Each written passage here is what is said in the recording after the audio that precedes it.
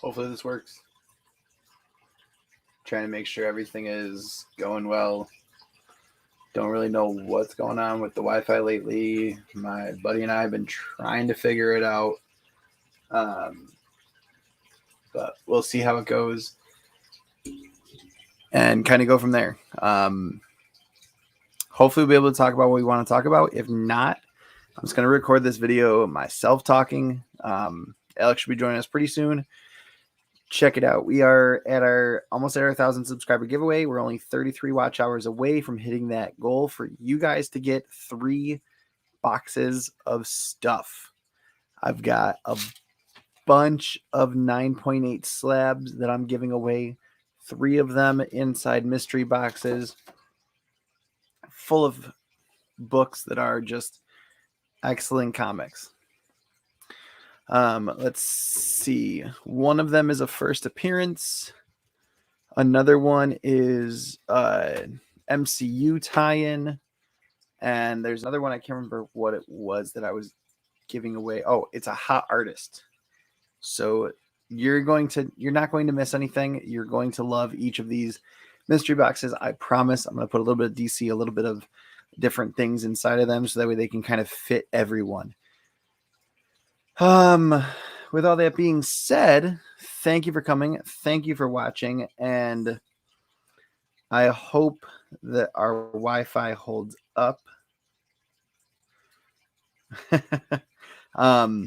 So this is kind of funny. I sent this out to a couple of people to watch tonight.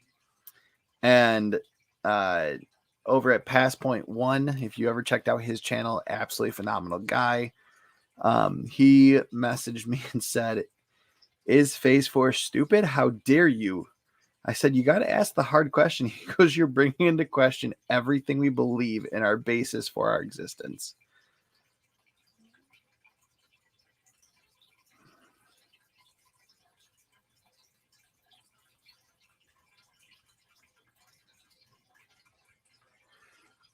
So if you see me texting, it's because I'm texting my buddy about the Wi-Fi and the issues we're still having, even after all the crap we've done to try to get this up and running, to make this stream smoother, to make everything smoother. But you know, it is what it is. Life happens, and we got to kind of roll with the punches sometimes.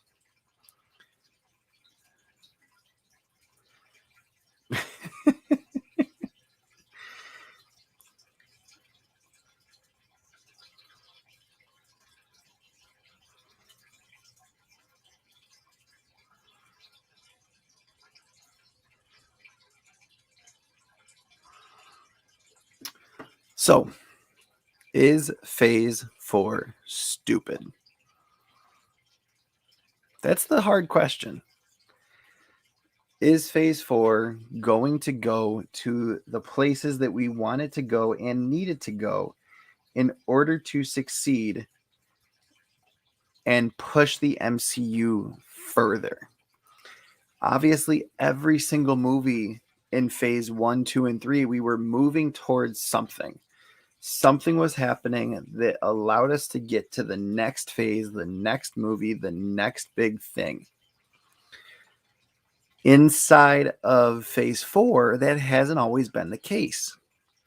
Realistically, WandaVision was pretty much a standalone, except that it did kind of lead into Multiverse of Madness. But that's one movie leading into the other. It's not a movie leading into a bigger Avengers Endgame level thing that was simply put, was pretty much everything going on in Phase 1, almost everything going on in Phase 2, and everything in Phase 3 led to bringing us to these characters. Now,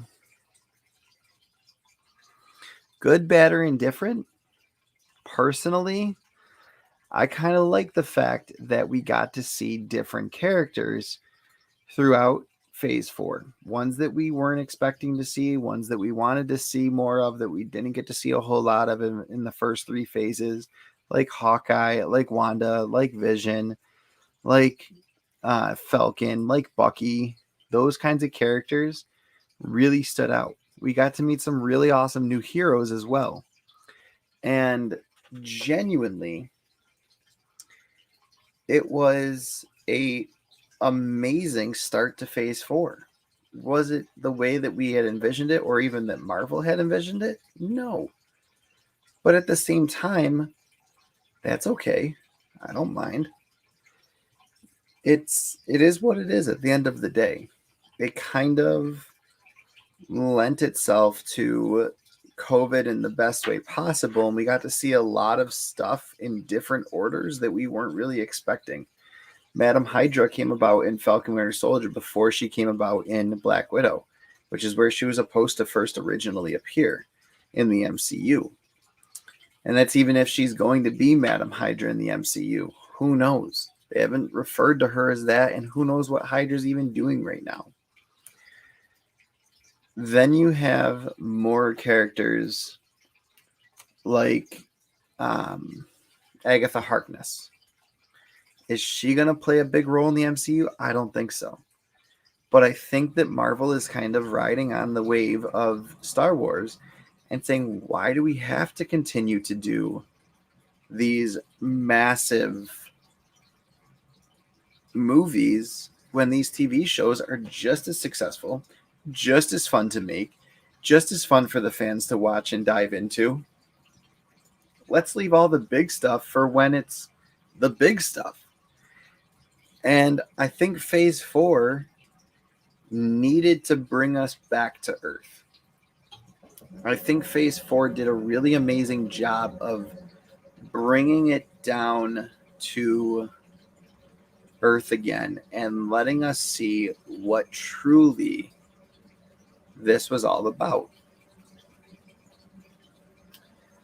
Obviously,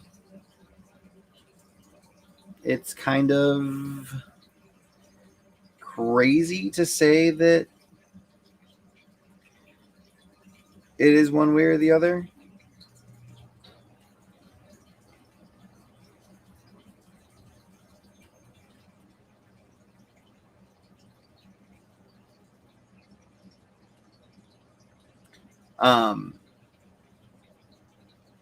I honestly don't think that you could push it in one box or the other. I think right now what Marvel's doing is a lot like what DC is getting into.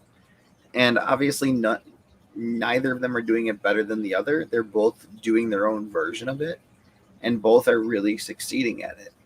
We see, obviously, certain shows like Titans and Titans. No. We see certain shows succeed in the DC universe, and we've seen Marvel shows, pretty much all of them, be 100% successes. And that's because they've had great writing and great storytelling and great actors. Now, obviously, there's certain ones that don't really fit into the MCU perfectly, and that's okay. We don't need everything to be tied in. Honestly, Black Widow, I thought, was better for not being as tied to pushing the Marvel universe forward compared to what the past has been. I think that that was a really great direction to go in, and to say that it wasn't, to say that they should have pushed it and pushed the MCU forward with it, would have done Black Widow and her send-off a complete disservice. And we see these amazing parts of the MCU that kind of bring back the fandom, the fan service that we know and love from the MCU, the amazing storytelling that we got from Phase 1, 2, and 3. Were there bumps on the road? Of course. You can't write a perfect story every time, because then it wouldn't be perfect. But genuinely, there's some really great stories in the MCU that lend themselves to believing in themselves. And I think what I heard when I went to go see Black Widow at the drive-in was the perfect depiction of the MCU. It would be very hard to put Deadpool in the MCU because to break the fourth wall, you have to believe it's a movie. And the MCU, Kevin Feige has done a phenomenal job. And this wasn't me saying this. This was another Marvel and DC fan. Kevin Feige has done a phenomenal job of making the MCU feel like it's what's happening out there. Like it's what's happening in the world. And to break the fourth wall in something that feels so real, you're doing a disservice to those characters. And I can see where he's coming from. I kind of agreed with him on some levels. I would say that there's certain levels where, yeah, the MCU does feel real. It does lend itself to be this amazing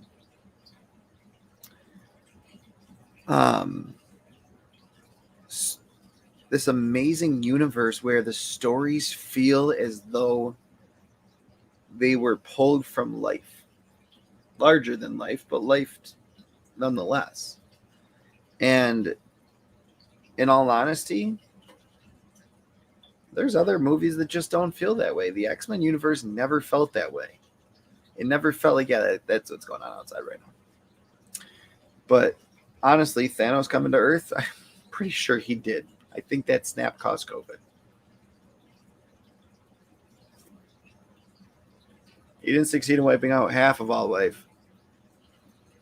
But seriously though, it's the stories that are told in the MCU are just genuine. They are wonderfully done, and it's obvious that these characters that are being played are well thought out characters. They're well done characters. They're well made. They're well designed. And yeah, there's one-off villains and stuff, and sometimes there's even a one-off hero, but the MCU is so open-ended, you could bring any of them back at almost any time. I mean, there's some that have been truly killed off, like Obadiah Stane and the Dark Elves, and like there have been villains that have been killed off, but that's okay. You don't want it to be a free-for-all in your universe. You don't have 300 issues over the course of 10 years to tell a story. You have 22 movies over the course of 10 years to tell a story. Like, that's just how it is. We have to stop thinking that these comics have to be on that screen in front of you. Because if that's all you see, if that's all you think, you're never going to be excited for an MCU movie, no matter how excited you are for a new comic coming out. You're never going to be excited for a DCEU movie, no matter what, compared to a new comic coming out. That's just it. That's how it is. And that's honestly okay.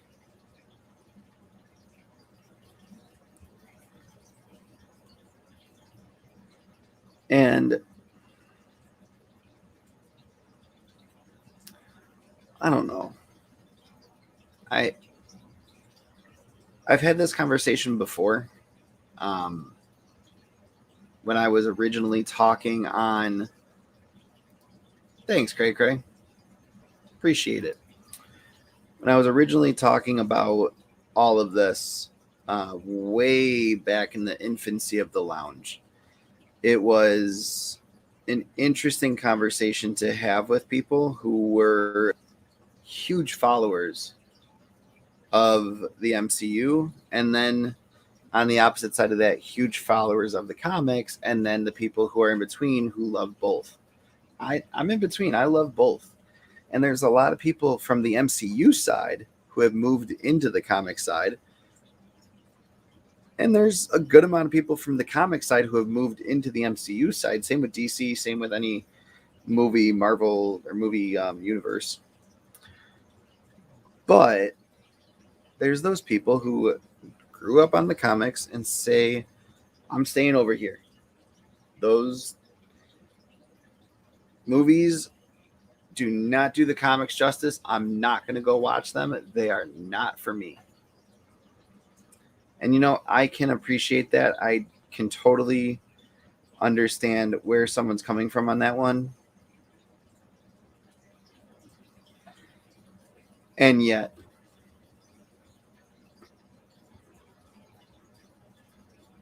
are we really doing are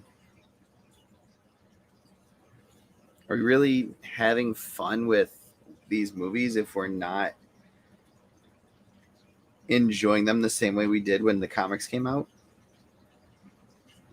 I mean, there's people who are older than me, grew up on the series that came out in the 70s and 80s and 90s, loved every minute of them, and still read the new comics that are coming out. How is that any different from the movies that are coming out, the shows that are coming out, the shows based on movies that are coming out? Are there a lot of people who are just there to flip? Hell yeah, there are. But they are vastly outnumbered and outweighed by the people who love these stories. The people who genuinely care about this. So is the MCU Phase 4 stupid? Is it good? Who cares? Is it lame? I don't think so. I think it's exactly what it needs to be in order for us to check our emotions after Endgame. A lot of people said at the end of Avengers, because it came out around the same time as Man of Steel, that there was no accountability after the fact. Now, I've seen every single Marvel movie more than once, except for obviously Eternals, Shang-Chi, Venom. I haven't seen those because they were still in theaters. Eternals or Shang-Chi now is on Disney Plus, so I'm probably going to watch that one, but watch it again. But the point is that let's be realistic here. Let's think about this from a realistic standpoint. Every single MCU movie has played a role in pushing the MCU to Endgame, except for Black Widow, Shang-Chi, and Eternals. And we need to check our emotions, MCU fans. We can't sit there and say that this is going to be as good as Endgame right off the bat. Phase 1 had to start somewhere. Phase 2 had to start somewhere. If you look back at the beginning of each phase, yeah, they weren't always the best movies. Phase 2 started with Iron Man 3. There's a lot of people who think that movie sucked. I'm not one of them. Then had Thor 2. A lot of people think that movie sucked. Again, I'm not one of them. Definitely not on the highest on my list, for sure. But Phase 3, that started with not Ant-Man, that was the end of Phase 2. I was confused where Phase 3 started, but that's not the point. I think it was Guardians of the Galaxy 2. But I'm not going to be wrong and say, yes, it was that.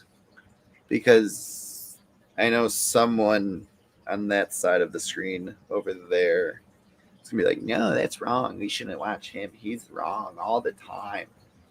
No. No. Don't do it. Oh, don't do it. But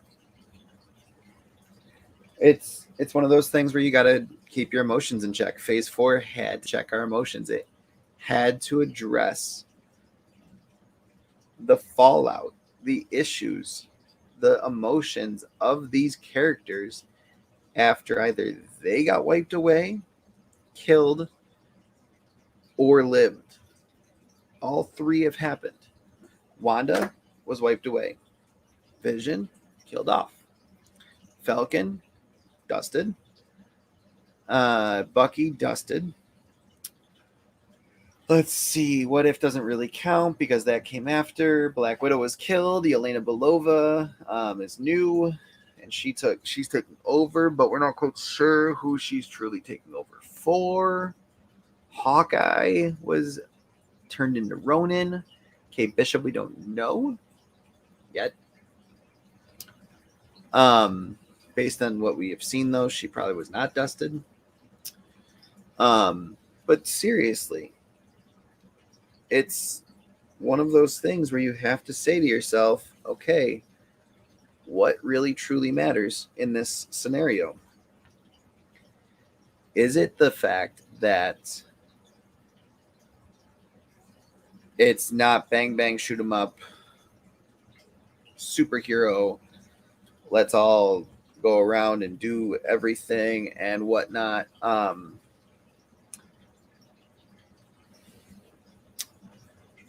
Or I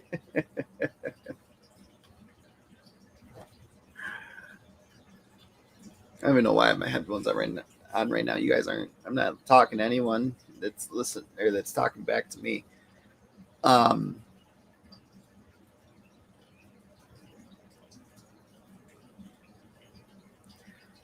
the MCU had to start addressing the snap. It had to address the dusted blip, whatever you want to call it. Far From Home did this really well. That was the end of phase 3. WandaVision did it really well. Amazingly. Falcon Winter Soldier did it really well. Addressed a lot of stuff in that short amount of time. Don't you think? Then you had, after Falcon Winter Soldier, you had Black Widow. That addressed Black Widow's storyline and brought about Yelena Belova really well. Loki did a really phenomenal job of addressing what happened in Endgame. And yet we still don't know where that's going to go. That one left us with the most questions and almost no answers. We have no idea where Loki is going to pop up next. And that is amazing. Amazing. So,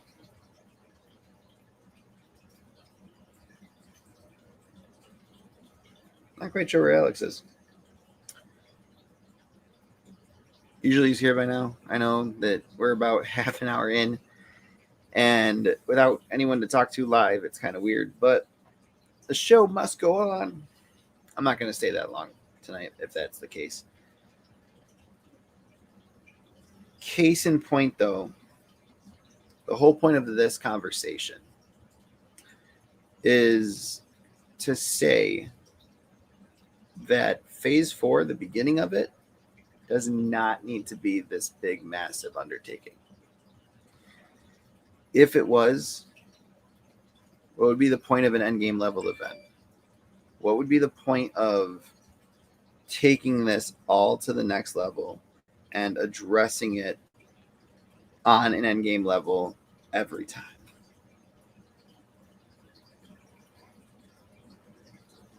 It's kind of like if you find world peace, you don't have world peace because there's always going to be something that's not peaceful.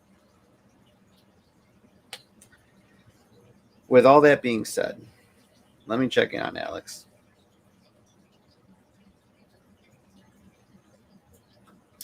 We're going to take a short break.